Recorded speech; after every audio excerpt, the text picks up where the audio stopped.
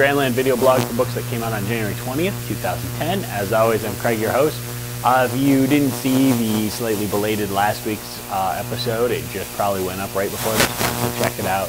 We talked about 7 books in there, and I go on a couple of rants, and everybody loves my rants, as I've heard. So for this week, we got 8 books, and let's start with Amazing Spider-Man 618. Dan Slott and Marcos Martin tackling Mysterio in the Gauntlet. Holy crap, there's more stuff in this book than there is in 6 months of most books. You've got Silvermane, you've got Hammerhead, you've got the Magia, you've got Aunt May being corrupted by Mr. Negative, you've got Mysterio, fight scenes, Carly Cooper, just, oh my gosh, this book, just for $2.99, is phenomenal. This offers so much. And I know I say this every week. I say Amazing Spider-Man's a great book, you should be reading it. But seriously, if you haven't been reading it, pick up this single one issue and you will know exactly why everybody's so excited about this book right now, why it's selling so well right now, why it's so popular right now. Read this one, Amazing Spider-Man 618, and you will understand everything. It's the secret to good comics right here. Outstanding. Batman Streets of Gotham number 8 with guest writer Mike Benson. Dustin Wynn is still on art, and I'm kind of enjoying that. And really, Mike Benson writes, you know, a lot of that police procedural Punisher stuff, so he fits right in the Streets of Gotham story. Feels a little dirty. Anthony and I were talking about it. Anthony said it feels dirty not having a Paul Dini written Streets of Gotham, but still, at the same time, Mike Benson's doing a good job here. The Manhunter backup is still excellent. Fantastic stories. Always interesting to read the Streets of Gotham. One of the best Batman books on the market because Gotham is its own character, and it deserves exposition like this. It deserves exploration, and it's such a fun playground to tell stories in. So, another excellent book. Captain America 602 is here. Who Will Wield the Shield is over. Cap Reborn is over. Asterisk ships next week. So we're back to Brubaker and Butch Geist telling stories. And we also, we also started the second feature of Nomad, $3.99, written by Sean McKeever. So, you know, we put a little backup feature in here. Brubaker's story is still good, but kind of, it reminds me of some of the more throwaway. And again, when I say throwaway, I don't mean it's bad, but it reminds me some more of the throwaway strips, or the story arcs that he's done on this book. Single issue, 2-issue stories where it's just kind of like, here you go, you know, this is what's going on. It's another exploration into the 50s Captain America, and I think it's kind of just a holding pattern until Siege is over. You know, let's just sit here, let's kind of rest and tell a little side story. We just dealt with this 50s Captain America, it feels like not so long ago. It was a good story, and it's going to be another good story. But really, this is kind of a take or leave issue, and Nomad starts, and because Nomad is a plucky young teen girl, in the Marvel Universe, she of course runs into Aranya, whoever that spider girl is, and they team up and, I don't know, girl power and all that. It does not fit in Brubaker's Captain America. The people that read Ed Brubaker's Captain America are not reading Nomad.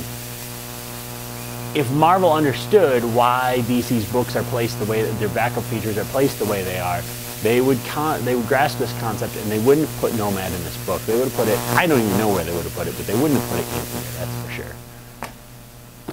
Rant over for now. Dark Avengers 13, just pretend this Siege bar is not on it because it really doesn't matter. Are you kidding me? This is a story about the Sentry. This is the Sentry story. It's a 2-part story, part 1 of 2 right here, part 2 in number 14. And supposedly this is going to change everything about the Sentry. I don't know, it's interesting. It's very cool. It supposedly kind of reveals who Osborn's man is. I don't know, we'll see. But anytime the Sentry gets screwed with, I'm kind of on board with it. Other than that, you know, I could take or leave the Sentry. He's not a very interesting character to me. It's just kind of like somebody sat down and said, man, what if Marvel had a Superman? You know, and now with the acquisition of Miracle Man, the Sentry's existence means even less. So we'll see where this goes. Hopefully part of Siege will be that the Sentry will be changed or more interesting or something. Let's just not sit him in the corner. Marvel writers don't know how to write Superman, so here's Superman sitting in the corner watching things happen. That's all it is. G-Man Cape Crisis number 5 from Image Comics. This remains a very absolutely entertaining book. Very fun stuff.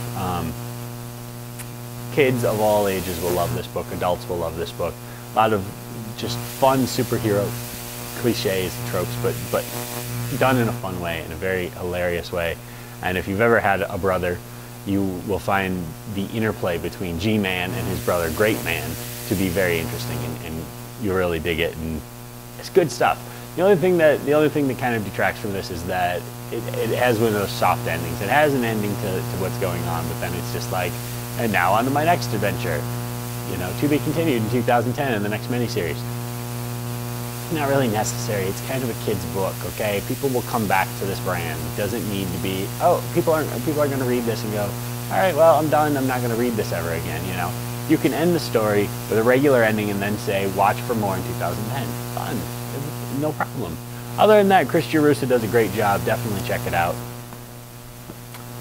Green Lantern Corps number 44, and again, you know, the Green Lantern and the Green Lantern Corps books I've been enjoying more than actual Blackest Night, and this is a fantastic book because as long as it's been since I've read the original Mogo Doesn't Socialize, I've always wanted to see Mogo just kick some ass, and he does, and that's fun.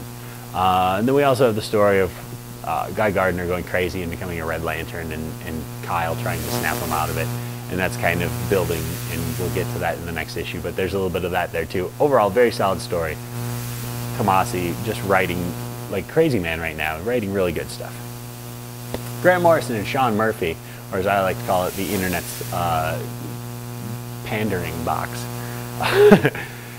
Give us Joe the Barbarian number 1, and it's only $1, and it's a Vertigo comic. It's an 8-issue miniseries, and it's not that good. It's, you know, I can, at least at sometimes, if Grant Morrison's work doesn't appeal to me, I can at least see the appeal. Like, I can be like, well, not my bag, but I can see how people would like it. This, I really, maybe. I mean, I suppose it's kind of an interesting thing, but it doesn't feel like an actual first issue. It feels like it's full length. It just kind of reads in about 5 minutes, and, you know, you could have just released some solicit text that would tell you what happens in here. So, it is 8 issues, so they've got 7 more issues to work with, but I'm not sure that Grant Morrison's going to go anywhere that hasn't already been explored in a very similar idea already, you know. So we'll see. It's the first issue, and it's not a great one at that, but it was $1, so I don't know if they deliberately cut it down just for the $1. Lastly, we have Star Trek Deep Space Nine, number 2, and I like I said when number 1 came out, I'm such a Star Trek Deep Space Nine nerd, and I loved this book. Because even though the art is getting further and further away in issue 2 from the way that the actual actors look, the storyline is picking up, and it's a very interesting story for those of you that know Deep Space Nine. Supposedly, it's been leaked somewhere that the Cardassians that built the station made it like a secret treasure map that will tell you where this giant treasure trove is on Bajor. So a bunch of people are coming to the station and tearing the station apart, but and trying to investigate, and there's rowdiness and there's brawling and all these mercenaries and crazy thugs, and it turns into a wretched hive of scum and villainy to mix my Star Trek, Star Wars franchises. But very fun story, and part 2 of 4, so we're halfway there. Nice, concise storytelling, very decent book. That's it for this installment. Thanks for watching. We'll see you next week.